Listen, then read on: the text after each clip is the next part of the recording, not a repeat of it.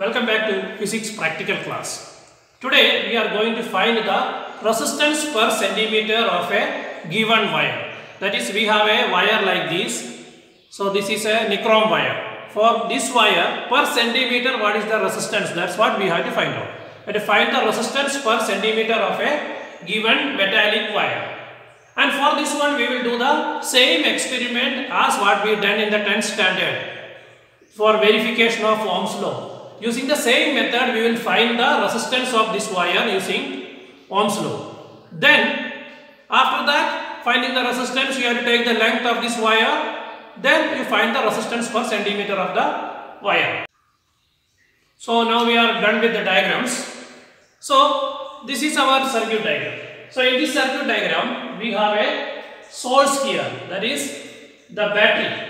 So, this battery can be done in two ways. Okay, one, we can use the battery eliminator. Okay, generally we are using this battery eliminator. If you have any problem for the power and all, that time we will use the other thing. So we have battery eliminator. We have different types of battery eliminator. This is one type of battery eliminator where we can put 2 volt, 4 volt like that. And we have the positive and negative here. The red color one is the positive and the black one is negative here.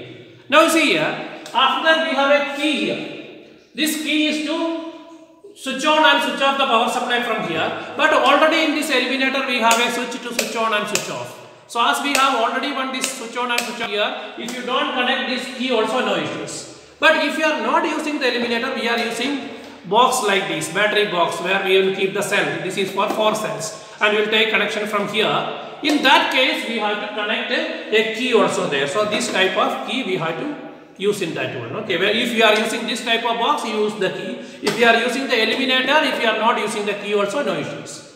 And you see here the negative of this one is going to the key, and if key is not there, directly going to the rheostat. So we have a rheostat like this. So in this rheostat you can see here one connection on the bottom, here another on the bottom and another on the top here. Here you can see in this diagram, the connection one is given on the top and one is on the bottom. Okay, bottom that can be given this side or that side, that don't make any problem. But one should be on the top. You should be careful, one should be on the top, other one, any one side on the bottom you can connect. After that, it's going like this side. So here we have a resistance wire. Okay, so the resistance wire is the one which I shown you first, this resistance wire we are using. And across the resistance wire we have the voltmeter. So I am showing you the voltmeter here. So this voltmeter we will use. Okay, this is 0 to 5 volt is there. This voltmeter we will use this voltmeter. Now you see here, actually here the voltmeter and across this one this resistance is there. For easy connection, you can keep the voltmeter here and the resistance opposite. That anyway it is parallel, so that will be easy. Now from there it is going to the ammeter here. This ammeter we will use.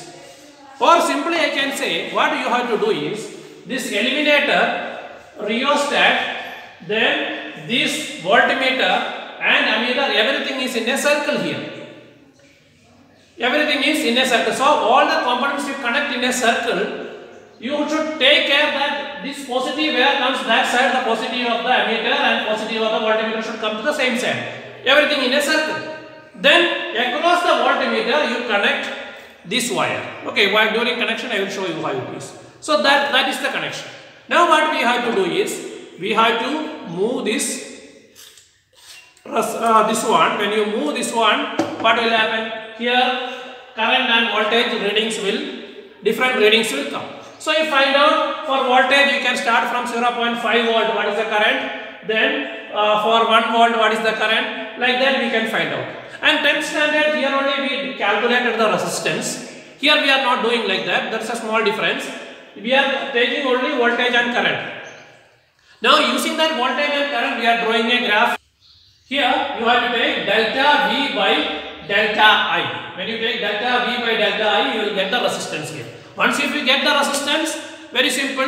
You have to take the length of this one using a meter scale and resistance divided by length in centimeters, or you will get the resistance per centimeter for the given wire.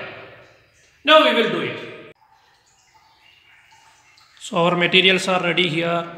This is our eliminator and I am keeping in 4 volt. Okay, just it's working, switch it off, and the resistance wire is here. voltmeter is here, and the ammeter is here, and rheostat, and again the connecting wires.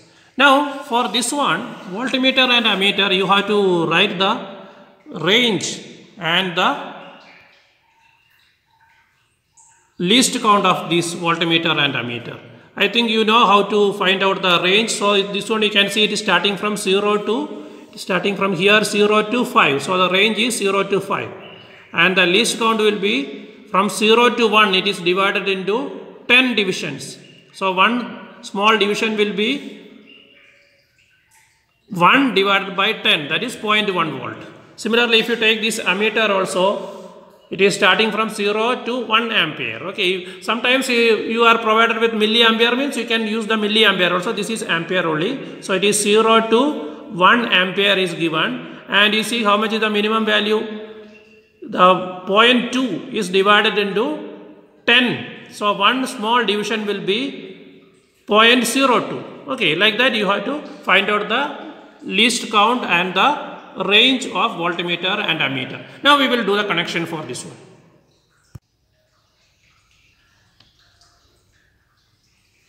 Okay, now we can see the connections are done as per how we explained. Okay, so just let me switch off this one first for explaining the connection.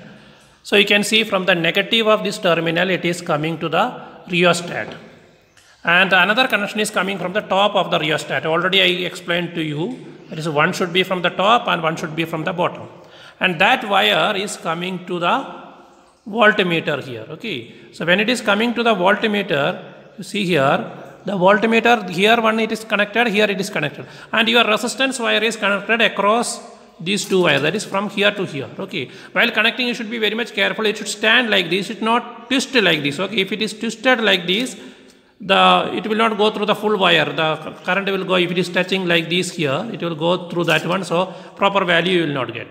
Then from here it is going through the ammeter and again back to the eliminator.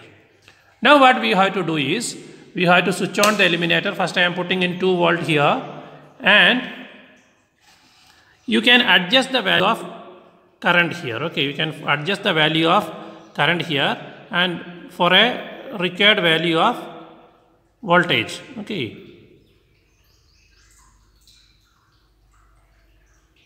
so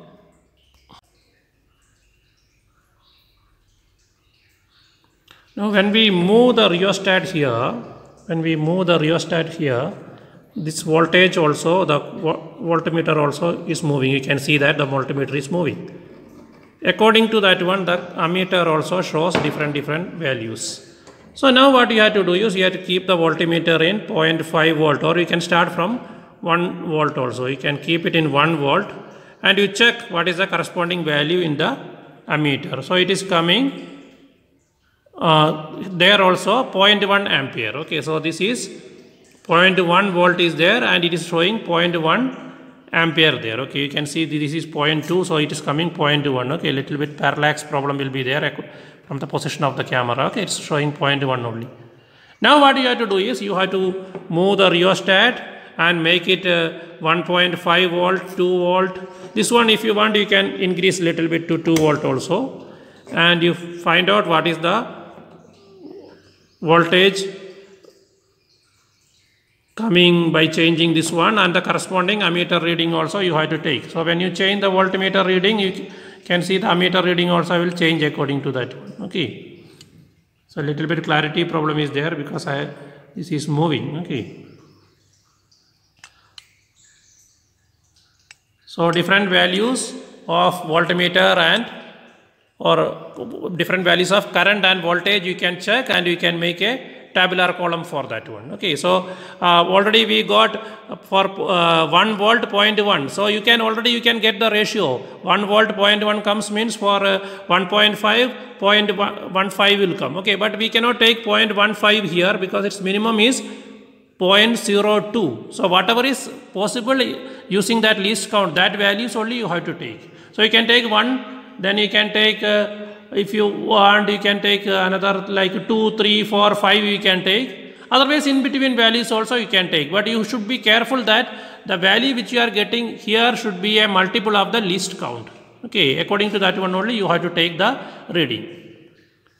So 5 values enough means you can start from 0 is there 1, then after that 1 volt, 2 volt, 3 volt, 4 volt, 5 volt. Okay, you can go up to 8 readings also. Okay, you can in between also you can take reading and you can go for 8 readings. Okay, so we completed the experiment and we got the values like this. Okay, so these are the values, and for these values we done the graph like this. So you can see for x-axis we have taken 2 centimeter as 1 volt or 1 centimeter as 0.5 volt, and along y-axis we have taken 2 centimeter as 0.1 ampere, and after that just we taken delta V and delta I, how we explained in the theory. So from that delta V and delta I we calculated the resistance. One more thing, if while you are doing, if 1 or 2 points are not coming on this line, if it is going somewhere outside, don't try to connect all the lines. You have to draw a straight line only. If 1 or 2 reading is coming little bit different, then let it go outside the line. Don't connect it. Okay, you have to draw a straight line using scale itself. Now this one we calculated here, R is equal to delta V by delta I. We put the value from the graph and we got resistance as 10 ohm. And the wire using a meter scale, this wire's length is taken. So this is 1 meter. While cutting itself I took it as 1 meter wire only.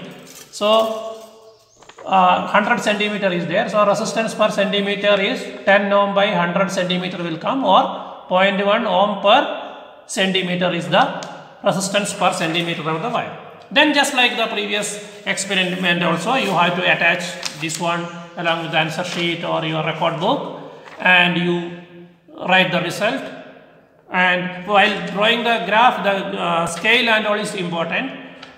Remaining precautions and source of error, all those things you can do. Okay, it's almost similar to the 10th standard experiment what you done. Only thing is you are drawing the graph and you are taking the value from the graph, and again you are finding the resistance per centimeter of the wire. Okay, and resistance per centimeter of the wire, it depends on the material of the wire, and again it depends on the thickness of the wire also.